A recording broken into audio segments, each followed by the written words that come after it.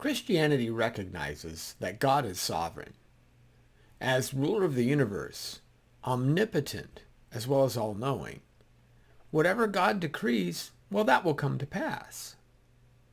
However, theologians have also recognized that human beings seem to be, according to the biblical framework, free to choose whether or not to follow God's plan in specific instances. These two concepts, God's predestination, God's foreordination, set against man's free will, seem to be a tension point in modern Christianity. Now, as folks have wrestled with this over and over again, usually you hear the argument debated on one of two sides, Arminianism versus Calvinism. Of course, there are more than two options available.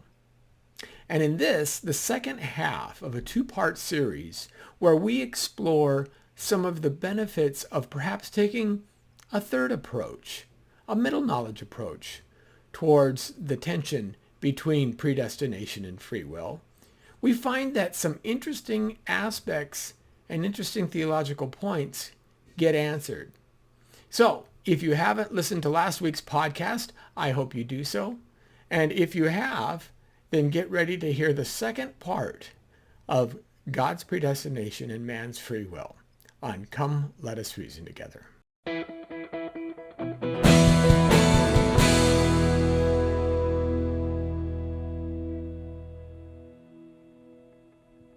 Now, I started with the problem of evil because I think it segues, pardon me, really nice into the next two areas.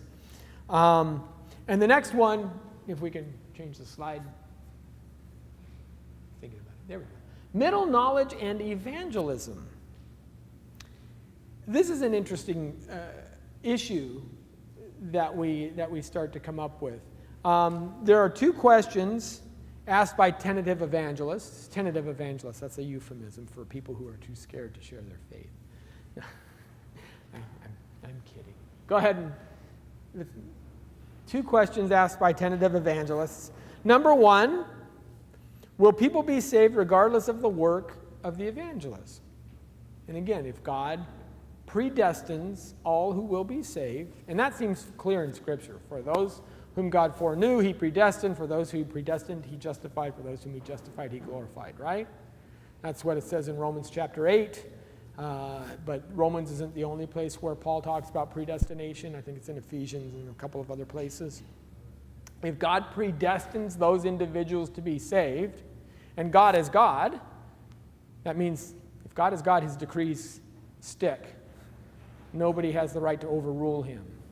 If God is God and he has decreed, he has predestined these people to be saved, then why do I need to go out and knock myself out in order to talk to these folks? They're going to be saved. I don't have to worry about it, right? Now, when I've heard folks like R.C. Sproul and others in the Reformed community who talk about this, the response is usually, well, did not our Lord and Savior Jesus Christ command you to go out and share the gospel with all the world? Isn't that enough of a reason? And in one sense, yeah, I can agree with that. It's enough of a reason. But it sure does seem to be like going through the motions, right? I mean, God's controlling that, and so you go and evangelize, and then God regenerates that individual so that he will be saved because his will be changed, and then so remember in the Reformed view, regeneration, change of will, the idea that God's irresistible grace, right? We talked about that in week 1. Pulls you, there's no way you can resist it, and opens your eyes before you even are repentant. So you have regeneration prior to repentance. And you guys did supralapsarianism and infralapsarianism. I won't go into that. But why, then what real meaningful role does evangelism play other than just me kind of acting out the part? Is it meaningful? Also, on the flip side of the coin, okay, if it's all up to me, what about if I don't try hard enough? Am I responsible for people being lost because I didn't preach to them and they would have been saved if they, what about that? Okay, if it's all up to me, now what? Now, so you have two sides of this coin that you can see. Okay, well, here's how middle knowledge fits into this. And I say, first of all, salvation is not fatalism. Predestination is not fatalism. It's not the same thing. Similar to the problem of evil in a relational aspect, salvation, to be meaningful, must be a choice exercised freely by individuals. In other words, it is part of our relational context with God when we surrender our lives to Him. That's a relational thing. When you stand at the altar and marry your wife and pledge to love, honor, and cherish in sickness and in health till death do you part. And I know in our California no-fault divorce state that those words seem to be more symbolic than anything else, not really meaningful. I took them seriously. I don't know about anybody else. But you are saying, I am choosing to sacrifice my happiness for the sake of the other individual should it come to that. If they get sick and it's a 20-year sickness, this is one of the reasons why euthanasia laws are hideous, because it assumes that illness is something that you just wipe away, that there's no inherent dignity and worth in the individual if they aren't fully functioning. A big problem with that. We talked about that last year, and you can go back and look at the stuff. But when you are giving of your life, giving of yourself, that's a meaningful gift. That's really all you have if you're free. So salvation to be meaningful must be a choice exercised freely by the individuals because they have autonomy. They have a certain amount of freedom. So in order for salvation, in order to be devoted to God, you are choosing to devote yourself, to bend your freedom to God. Now, in a middle knowledge perspective, God can know just what message a person needs to hear in order to make that choice. Remember, the whole concept of middle knowledge is you choose freely, but God orders the circumstances in just such a way so that when you hear that choice, given those circumstances, He knows you will freely decide to say, yes, that's what I want to do. So He knew for me, for example, that I should grow up in a, believe it or not, a Catholic household. And my mother sent me to Catholic school as a young child. And I actually believed the stuff that they taught me in Catholic school. I was saved in second grade as a Roman Catholic. Now that's not an easy trick, so I don't recommend that you all try it. It's not the easiest way to get there, but God knew for me that was enough. And it took me another 15 years or 10 years before I heard the gospel again and put it all together and made sense. But I had that background. Had I not had that background as a young person and understood that there's a relational aspect between myself and God, I might not have responded to the gospel again in my late teens, early 20s.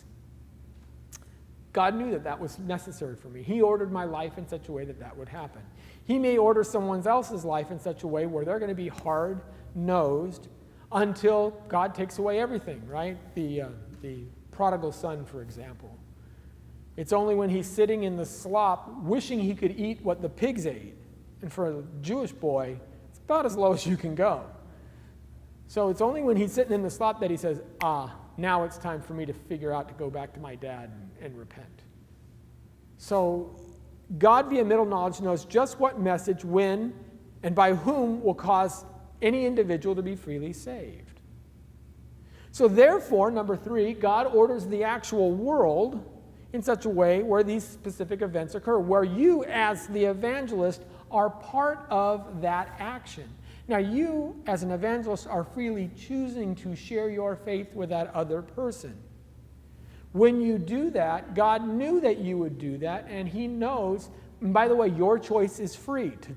Remember, God is ordering the world so that you would choose to freely share your faith, and he would choose to freely accept the gift of salvation as a result of that prior action. You see what I'm saying? So what you have is, so your choice to share your faith is real, it's on you, but it's also effective in triggering him to accept it. So evangelism becomes, on your part, becomes important. And it may be, I'm going to blow your mind a little bit more. It may be that you hearing me tell you this right now will encourage you to go out and evangelize, and God knew that you would need this encouragement, this little extra push to maybe share with your neighbor or the person at your work this week. And so he has you in this class today hearing from me to get that little extra push so that you will freely choose to share with that other person, and on it goes. You see how the middle knowledge concept works. It says that God does predestine people. He predestines people to be in that situation where you would freely choose to share, and then they would freely choose to receive that. And they do that before the beginning of the world, before even the foundations of the world. God orders the world and chooses to create this specific world so those events will occur freely of your own choice. But he knows that you would do that given these sets of affairs, and the sets of affairs occur. But the flip side is also true, that evangelists, go to the next slide, don't have to be guilt-ridden for not evangelizing more. Because if they were to evangelize more, the order of the world would be different than it is. So, for example, William Lane Craig writes, the evangelist can indeed rest in his reflections. He can take assurance in the belief that as a result of his missionary outreach, people will be in the heaven who, had he not gone out to them, would not have been there. Since God would then have foreknown his not going to the field, and so in his providence would not have placed those persons there whom he did meet and evangelize.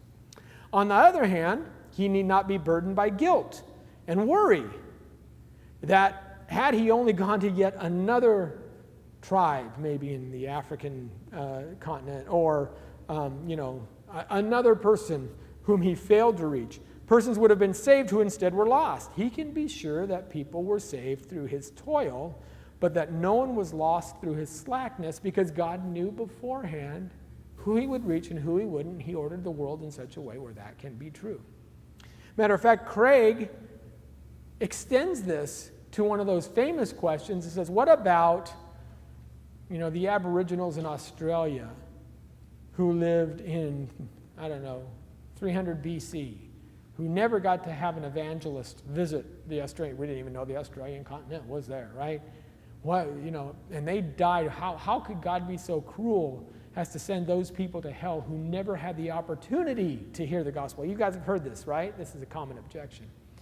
Well, in the middle knowledge perspective, it may be the case that all of those people who lived prior to the evangelists or the missionaries' outreach, no matter what state of affairs, no matter what world they lived in, they would have chosen not to accept the gospel anyway. So it can be the fact, it's possible, that God understands and creates a world in such that any person who never heard the gospel would, by their very nature, have rejected the gospel had they heard it. So really it doesn't matter in that sense. God is not being unfair to them for not having them hear the gospel. Does that make, you see where I'm going with that? That's an interesting idea. Now, you may think that this sounds a little far-fetched, but one of the things that we tend to do is we tend to misunderstand or underappreciate how much the gospel influenced, how many people the gospel has influenced. For example, for most of prehistory, the human population on the earth was about 100 million people. Okay? 100 million people. That's what? That's a third of the United States today. That's not much. But that was the entire population on the globe. For most of history through, say, the 400s, the 500s, you start to see after that, you start to see the population increase. To the point, now we have 7 billion today. So what you see is like 60 to 80% of all the human beings who ever lived on the planet lived after Jesus came, lived after the gospel was able to be spread by a ship, by a horse, by, Roman roads. Actually, the problem of what about all those poor people who've never heard, it's not like it's a 50-50 deal. And a lot of us forget that. So just as an aside, it's interesting. But it may in fact be the case that God orders the world in such a way that those who haven't heard about Christ, they would have chosen to reject him had they heard about it anyway. And therefore, there's no blame per se. Although, God doesn't send us to hell because we didn't hear the gospel. God sends us to hell because we're sinners. And that's the primary function, is we violate God's will ourselves. Okay, lastly, prayer, middle knowledge and prayer. This passage in Matthew has a lot of people sometimes misunderstanding prayer. Jesus teaching, and he says, "Ask and it will be given to you. Seek and you will find. Knock and it will be opened to you. For everyone who asks receives, and the one who seeks finds, and the one who knocks it will be opened. Or which one of you, if his son asks him for bread, will give him a stone? Or if he asks for a fish, will give him a serpent? If you then, who are evil, know how to give good gifts to your children, how much more will your Father who is in heaven give good things to those who ask them?" This is a very popular passage that many pastors use to say why asking, seeking, right? Repetitive prayer is an important thing, and we have not because we ask not. Matter of fact, it gets abused even by the Word Faith movement and folks like that. But when you start asking about God's sovereignty, it really colors the questions that it brings up, because it seems to say that all the power rests in you. Well, wait a minute. Let's go to the next slide. There are really some questions that we have to understand if God is sovereign. Number one, why do my prayers matter at all if all of the events have been kind of foreordained? If they're pre-chosen, what's the point of praying? God has, kind of set the wheels in motion already. He's got a beginning, he's got a middle, he's got an end. And how does my praying affect that? Number two, are my prayers effective? Maybe praying, sometimes you'll tell, praying is good for you. It's soul shaping for you. And I agree with that. I completely agree. It's not bending God to your will, it's bending you to God's will. That's a popular phrase. But are they effective? Why are we petitioning God then? Because it seems in the Bible that God does answer prayers, that God, remember Moses, remember the golden calf scene, all of that? And Lord said, let me alone that I may destroy them, and I'll make of you a great nation. And Moses prayed and said, no, Lord, don't do that. He interceded for them. The Egyptians will hear about it, and they'll think that you took us out in the desert just to destroy us, right? And it says because of Moses' intercession that God did not destroy them. So it seems that there's an effect to their prayer. How does that work in the sovereign God? What about praying after the fact, number 3? That's an interesting one, and I'll tell you what I mean by that when we get down to it. You got to get your, your blue police box stuff on. And what about unanswered prayer? Because this passage in Matthew 7, seek, knock, find. Wow. Okay, I'm knocking, God. Mercedes. Nothing. How does that all work? All right, let's go through these real fast. Oh, one more. Yeah, unanswered prayer. And then the next slide. Okay, why do my prayers matter? Well, just as we've said with everything else, when God chooses to create this world, God's middle knowledge will know what circumstances will cause you to pray. You will freely choose to pray, and what circumstances won't.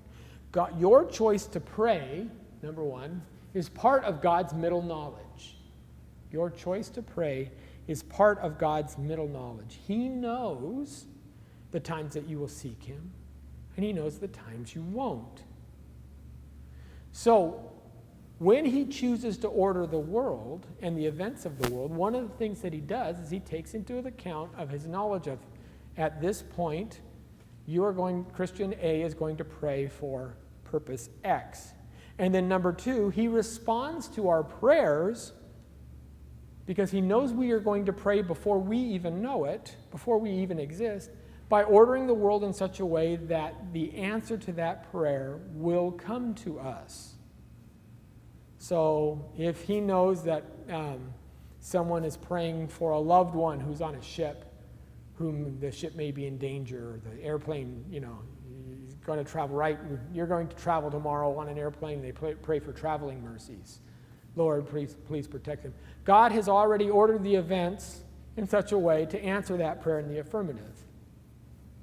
Now, interesting, number three, God's response to prayer in a middle knowledge perspective then has two outcomes, has two ways of playing out. It can be, number one, through direct intervention. This is the thing we see right with Elisha.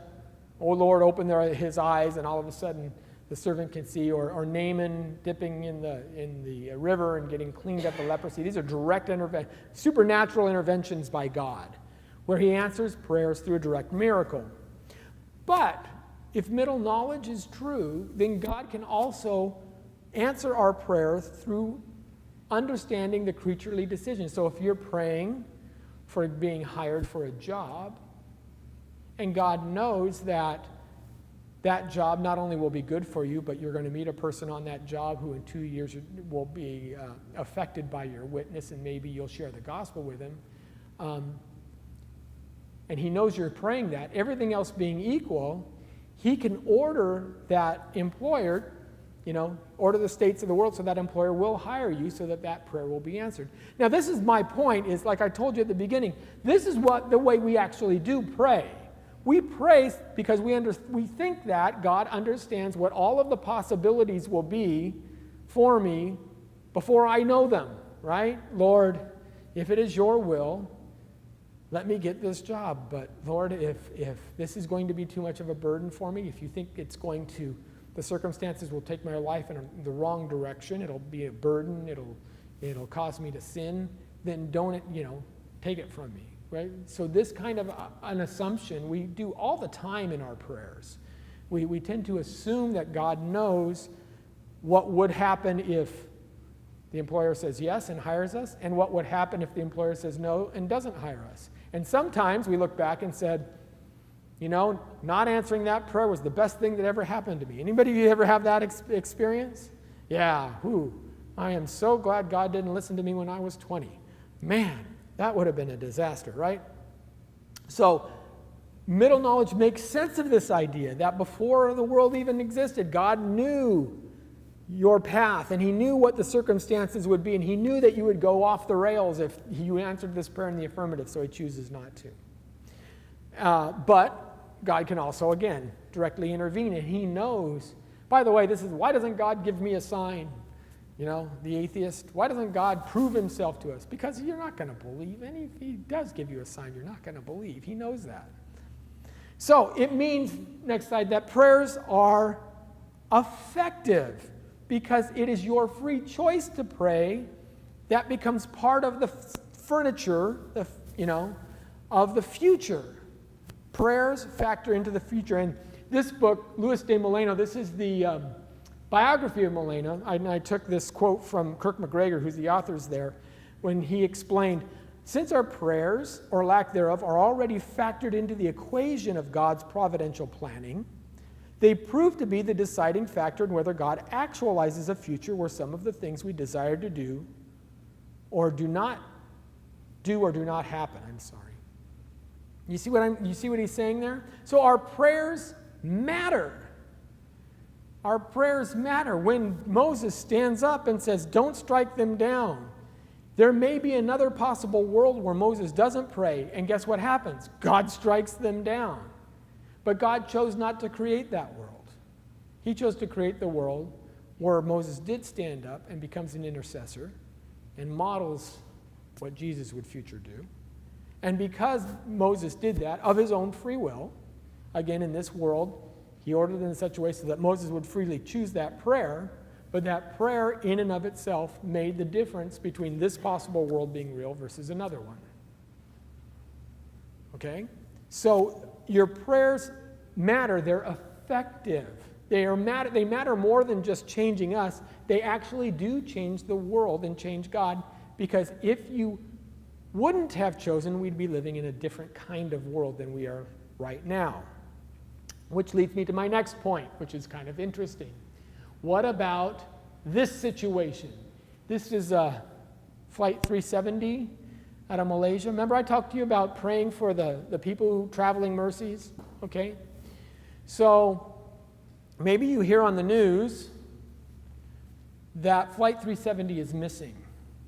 And as a good Christian, what are you first going to do? Oh, I want to pray for those individuals, right? So you hit your knees. Lord, protect them. Be with them. Help the rescue crews find them. Earnest prayers. The next day you find out maybe that not only did the plane go down, but the plane went down 5 hours before you offered your prayer.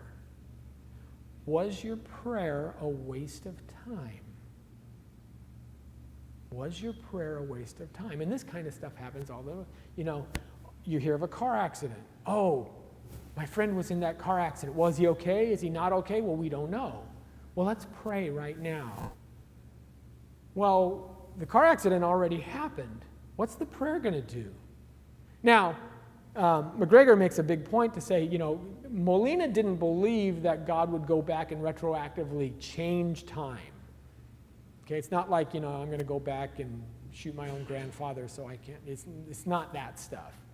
But if God knows in his middle knowledge that you will pray because you don't know the outcome, he can actually order the events prior to your prayer as a response to your prayer, because his knowledge of your prayer is prior to the events. Does that make sense? See how that... So that means that earnest prayer is effective, is not wasted, even if you later find out that the things you were praying for had already been determined prior to your prayer. What you can't do is say, Lord, I know she's dead, but can you please rearrange the circumstances in such a way to make her alive again? It's kind of like Aladdin. No, that doesn't happen. You don't get. He won't reorder. He's already looked through that. Okay, it's an interesting question, and I don't hear a lot of people talking about what about regressive prayer, so to speak, if you want to put a label on it. Next one, and this is the last point, and then we'll take some final questions. What about the unanswered prayers, though? Matthew 7. How come the word faith teachers aren't right? And I can just get, anything I want, right? Well, this again goes to the people who misunderstand what God's promising when he promises. When Jesus says in Matthew 7 that ask it will be given, seek will you find, he says very specifically, if you then, who are evil, know how to give good gifts to your children, how much more will your Father who is in heaven give good things to those who ask him? And this, Molina clamps down on the idea of good things, good gifts. There's a qualifier there.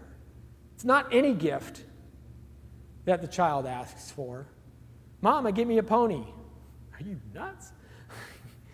It's good gifts. So, one of the things that God won't do is he can't answer any prayer. Again, that's a logical impossibility. Lord, can you make everything exactly the same except make her love me in high school or something like that? Well, then everything's not exactly the same, right?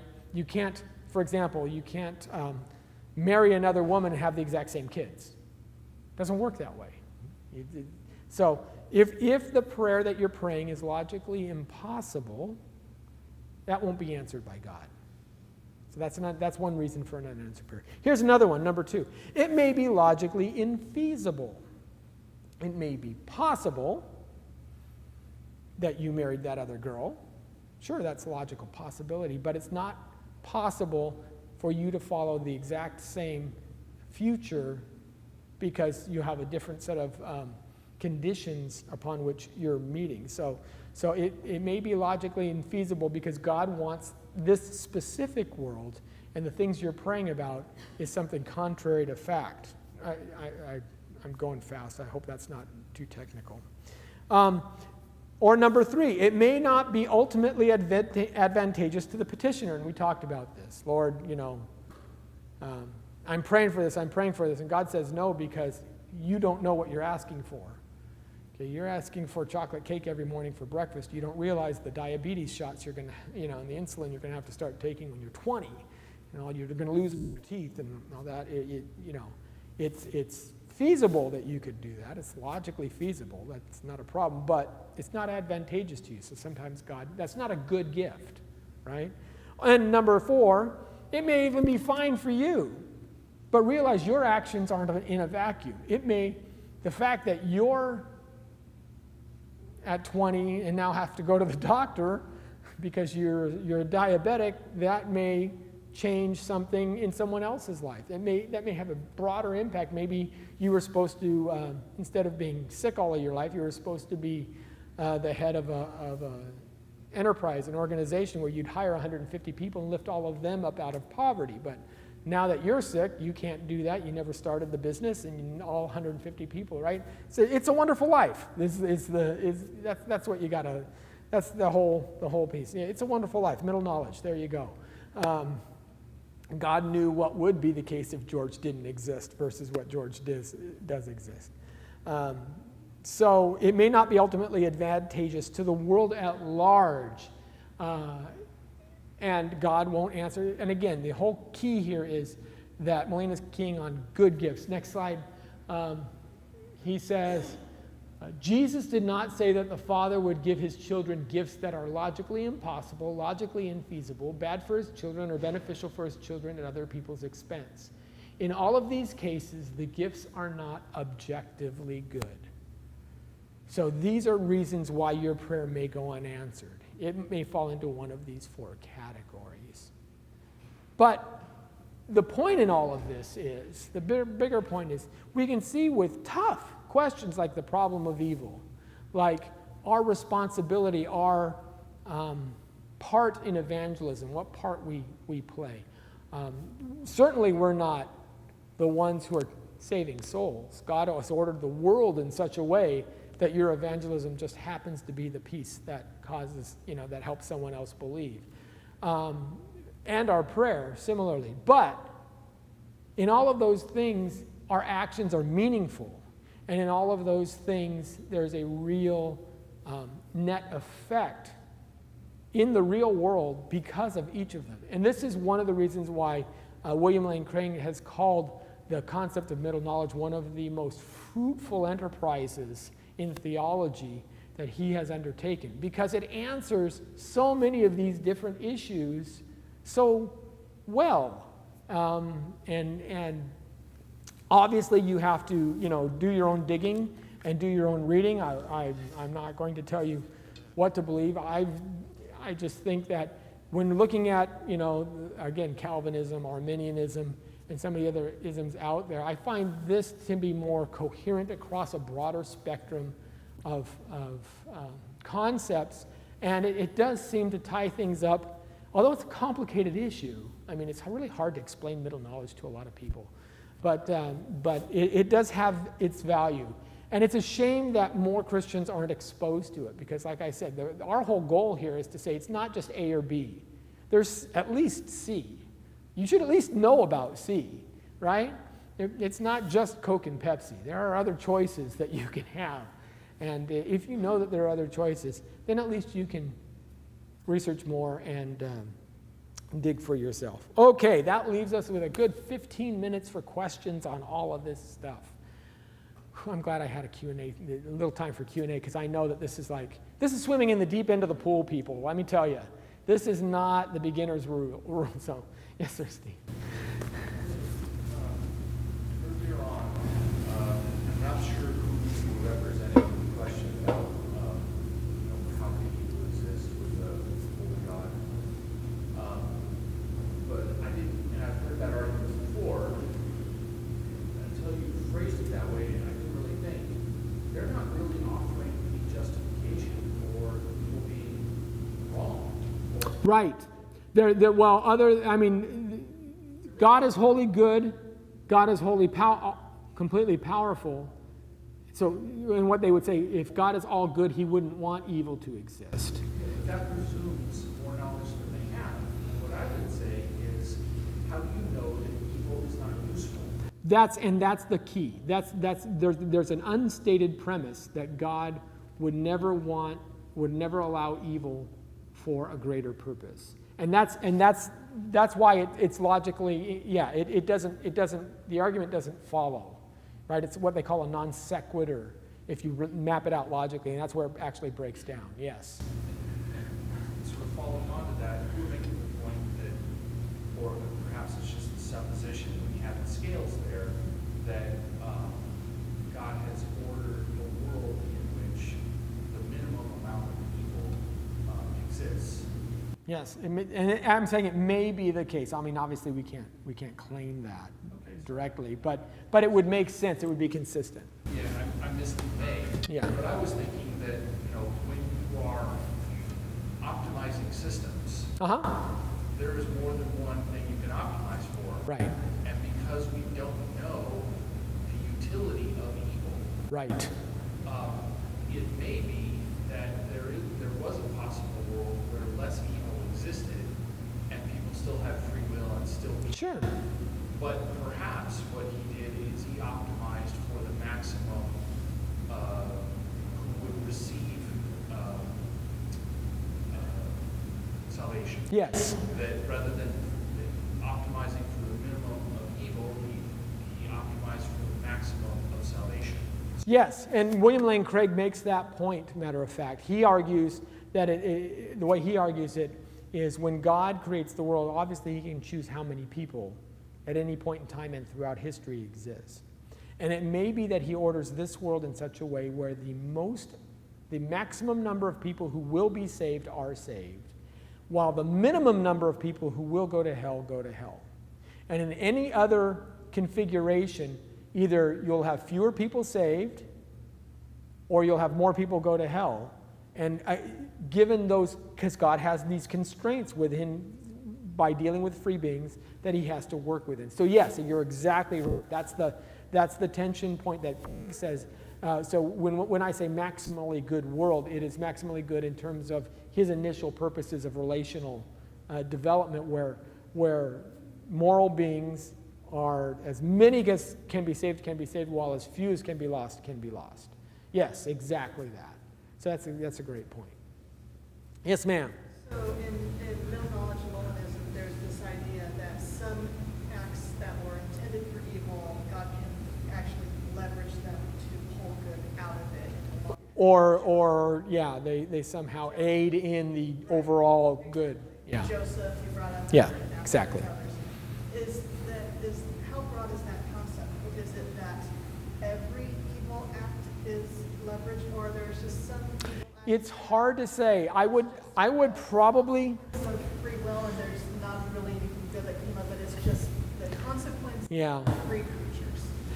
I think there's probably some of that. I wouldn't say that every single act of evil will always have an ultimate end in good. Other than the fact that if the world were any different, the amount of evil may have increased, or so it may be. Assuming this is going back to a manufacturing analogy, is we can drill it. We can drill it and then paint it, or we can paint it and then drill it. If we do it this way, we'll have a 32% loss. If we do it that way, we'll have a 45% loss. Let's do it this way. So the acts in and of themselves may just be extraneous evil in that sense. I don't know. But overall, in weighing, because you can only create one world, right? You can only create one of the many possible worlds. So given the fact that you are creating only one, and this is what planning says. It's like the limit on the number of bugs in the food. Bug in the food isn't good. Yeah. There's a threshold where Right. you'll allow it and to get. I don't allow bugs in my food. I don't know where you're eating. No, I'm kidding. I'm sorry. Trying to think of Yes. flaws in a product. Right. But that's part of that. Yes. So that's part of the idea. Exactly. Yes, ma'am. So when you're talking about with the middle knowledge, basically talking about I think every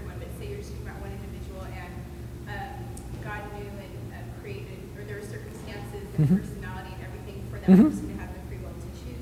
But when you were talking about that, and I was thinking, if there's a person with the exact personality and all the events and everything happened, like wouldn't that then make it irresistible for that person? That's a typical, that's a response that you get a lot, is that you can't, given these events and you know he would do it, then of course it's going to happen, right?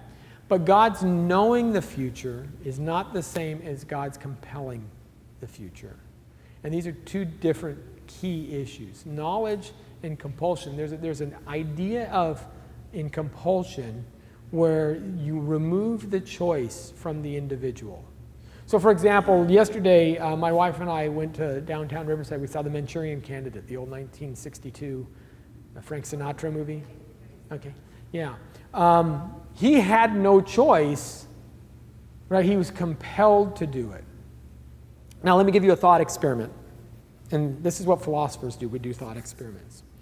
Say Dr. Smith doesn't like Dr. Jones. Dr. Smith wants to get rid of Dr. Jones. Dr. Smith's a brilliant neurosurgeon. And he knows that Dr. Jones doesn't get along with his neighbor, Mr. Green. Green happens to be a patient of Dr. Smith. So Smith, when working on Green, implants an electrode, microchip, into Green's brain, so that if Dr. Smith pushes that button, Green will pick up a gun and fire it, okay? And he plans this so that Green is going to be in the room with Dr. Jones, and he's going to push the button and fire it. That way Green gets blamed for the murder, right? So Smith is watching these people come together, and before he gets the opportunity to push the button, Green and Jones get into an argument, and Green shoots Jones. Now, Green was going to shoot Jones. Smith knew that Green was going to shoot Jones. But there seems to be something fundamentally different between the fact that Green was going to shoot Jones because Smith pushed the button, versus Green shooting Jones because they got into the argument. There's a shift in responsibility there. Smith can't be held accountable for Green's actions, even though he knew what the future would be. Do you see what I'm saying? So God's knowing the future because these events occur is a different set of circumstances than God causing the future. God knows the future the way, like, for example, I have the assurance that that John Wilkes Booth shot Lincoln. I know that because it's a past event and it's done, it's happened, right? We know that. My knowledge of that has no power over Booth's decision to shoot Lincoln. He chose that freely. So God knows the future the way we know the past. So his knowledge of future events, because these circumstances obtain, is not the same as causing the individual to not have will. He still has will and he exercises it, just like Green's going to shoot Jones regardless of whether Smith pushes that button or not. That's where it just stays confusing for me too, because I just think, well, but he does allow for certain sins, and then he also, I believe, creates our personality. Yes. So then there's all these other factors. Yes, but now there may be certain circumstances, for example, that your personality may be such that that limits the number of choices that you will have. So, for example, in your personality, you may never have an affair. Just your personality says doesn't matter. Doesn't matter if I'm saved or not. If I'm having an affair, then I'm not me anymore. I'm a completely different person. You see what I'm saying? So because he creates your personality, that limits the number of choices you would do, the number of ways you would react in a circumstance. So you have possible worlds, then you have feasible worlds. Did Daniel talk about possible versus feasible worlds? The feasible worlds become the ones that go away because you would never. So God can never create a world where you would be an adulteress because you would never do that. That's the way your personality. He would either have to not create you, create someone else, or he'd have to create a world where you would never have adultery. Those are the only two options he has, given that one constraint. And there's millions of those constraints.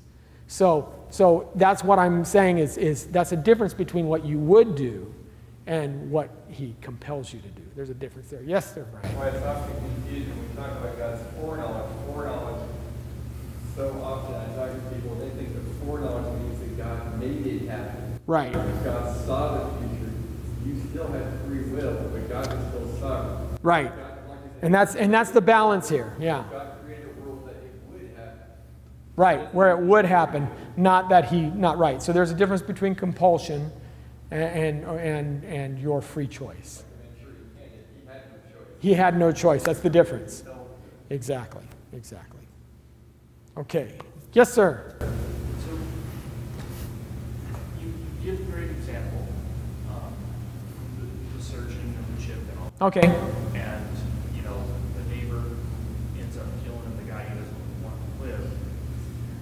There's the culpability. Yes. I think where the analogy perhaps falls down as applied to God is that God created all of us. So in that analogy, he didn't create this other person or their tendencies, nor did he know what all their tendencies would be, or have a choice to create them differently. When you introduce the variable that God had all that knowledge of what could be, what would be, and still chooses to create, it's the whole separation of God not being the author of evil. Right. And severing his culpability is what I'm having real trouble with, because in all other examples, you don't have the author of the universe. Well, the point of the thought experiment is simply to say there's a difference between knowledge of a future event and being culpable for that future event. So there seems to be, again, in the analogy, and I don't want to stretch it too far, Dr. Jones not only puts the microchip in Mr. Green, or Dr. Smith, I'm sorry, puts the microchip in Mr. Green. He also puts them in a room together. He also puts the gun on the table. All of those circumstances wouldn't have obtained had Smith not had this plan to begin with. But there still seems to be something different, simply because even if it's a split second before Smith pushes that button, that Green fires the gun himself, there's a shift in responsibility there. And that's, so Smith is culpable in the sense for ordering the events, but we as individuals seem to realize that there's something that's different in those two situations that's a significant difference. And that's the point.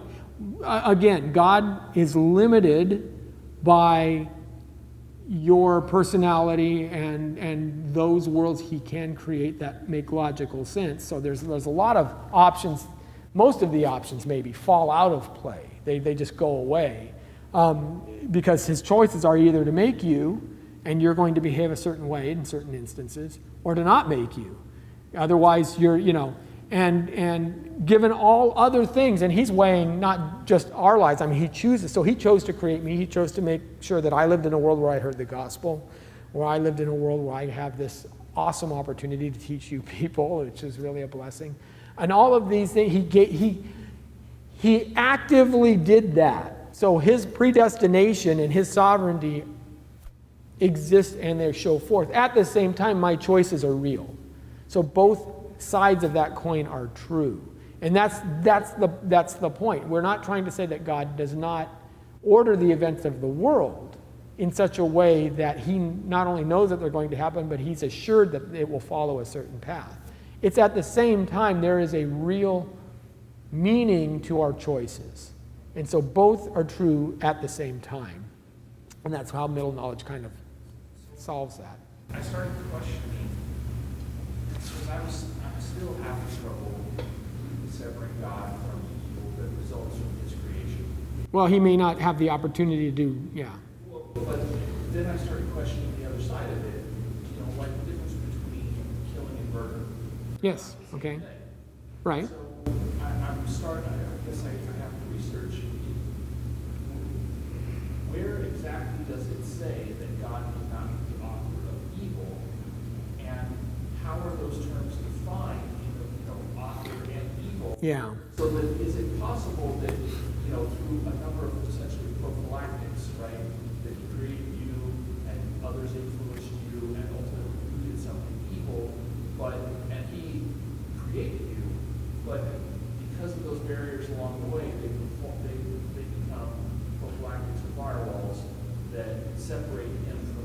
Well, and it's not so much that, it's that if the situation were different, the evil may be greater. Again, if it is the case, and this is what Plantinga argues, that there is no world that God can create where moral good exists, where there isn't at least some moral evil.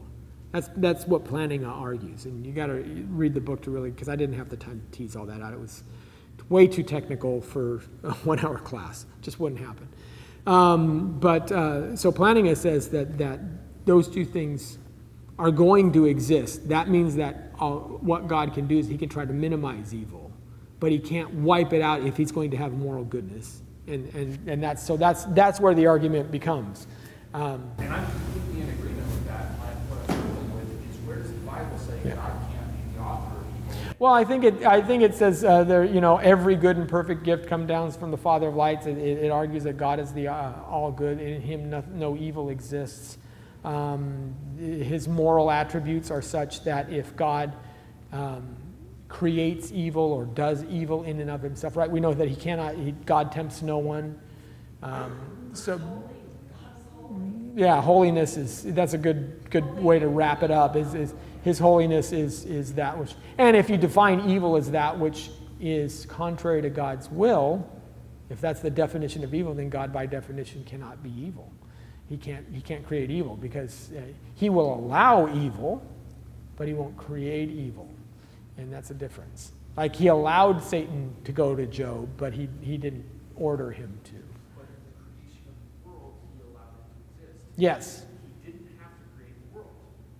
Therefore, No, he didn't have to create the world. So yes, you're right. so in choice to do it, he allowed it to be done. Right. And again, it becomes if his desire is such to have free creatures who have a relationship with him, and you're kind of at that point. Yes, ma'am. Last one. I was wondering, does harvest have a official statement about where they stand? No. No, they don't. They claim to be neither Calvinist nor Arminian. Sometimes they'll use the word Calvinian, but that's a little bit of a mess, both theologically and linguistically. They don't do so purposely because they want to reach people from all sides of the aisle. So that it's more from the evangelism side. Yeah. Oh, absolutely. Oh, this is, absolutely. No. Reformed folks are saved. Arminians are saved. Molinists are saved. And I know people from each of those camps may not be saved too, but that's a whole other story. But yeah, so this is not an essential of the faith. There are certain things that are essentials. The belief in the Trinity, Jesus is fully God, fully man, the coming again bodily, salvation by faith through grace. Those are essential aspects of the faith that Harvest would hold to. So. Have you heard, I've never played chess, but I have heard someone say one time that you could explain this, but that God was the master chess player, and he lets people do little things, and he's really in charge of it all. Yeah, that's an interesting way. You can force a hand. You can, there are, in chess, I'm not a chess player either, but there are masters who will, and obviously the person they're playing against is freely choosing to play, but he knows, the master player knows how to move, anticipating your moves ahead of time. And now God does it with perfection, but that may be an analogy if that helps. So all analogies break down at some point because, you're talking about an infinite God, and that's not us.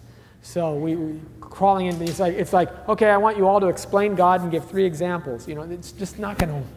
It's like that movie about Rudy, it says there is a God, and I'm not. Yes, exactly. So, okay, well, thank you all so much. I truly enjoyed it.